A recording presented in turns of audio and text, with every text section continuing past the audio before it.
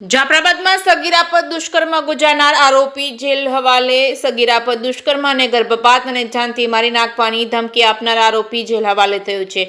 અમરેલી જિલ્લાના જાફરાબાદમાંથી એક અત્યંત શરમજનક અને ચોંકાવનારી ઘટના સામે આવી છે, જ્યાં એક સગીર વયની બાળકીને પોતાની જાળમાં ફસાવી અને તેને મજબૂરીનો ફાયદો ઉઠાવી અવારનવાર દુષ્કર્મ ગુજારવામાં આવ્યું હતું। એટલું જ નહીં, ગર્ભ રાખીને તેનો ગર્ભપાત પણ કરવામાં આવ્યો હતો અને જો કોઈને પણ વાત કરશે તો જાનથી મારી નાખવાની ધમકી આપવામાં આવી હતી। આ સમગ્ર મામલો જાફરાબાદમાં એક ગામની સીમ વિસ્તારમાં અને જાફરાબાદ ટાઉન પોલીસ સ્ટેશનની હદમાં સામે આવ્યો છે।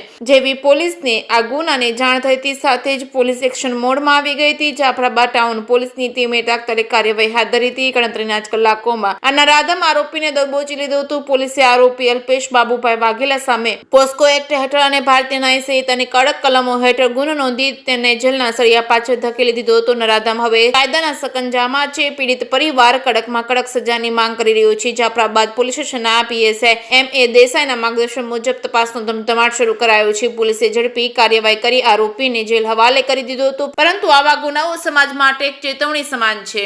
જાફરાબાદ ટાઉન પોલીસ સ્ટેશને એક સગીર વયની દીકરી સાથે અવારનવાર દુષ્કર્મ આચર્યાની તેમજ ગર્ભ રાખી ગર્ભપાત કરાયાની તેમજ જાનથી મારી નાખવાની ધમકી આપેલાની એક ઘટના પોલીસ સ્ટેશનને જાણ થતાં આ પોલીસ સ્ટેશનના સ્ટાફ દ્વારા તુરંત જ કાર્યવાહી હાથ ધરવામાં આવેલ છે, કે જેના અંતર્ગત પોક્સો એક્ટ તેમજ ભારતીય ન્યાય સંહિતાની સંલગ્ન કલમો હેઠળ ગુનો દાખલ કરેલ છે અને આરોપીને ગણતરીની કલાકોમાં જ ઝડપી પાડેલ છે। જે આરોપીનું નામ છે અલ્પેશભાઈ બાબુભાઈ વાઘેલા અને જે હાલ અત્યારે જેલ હવાલે છે।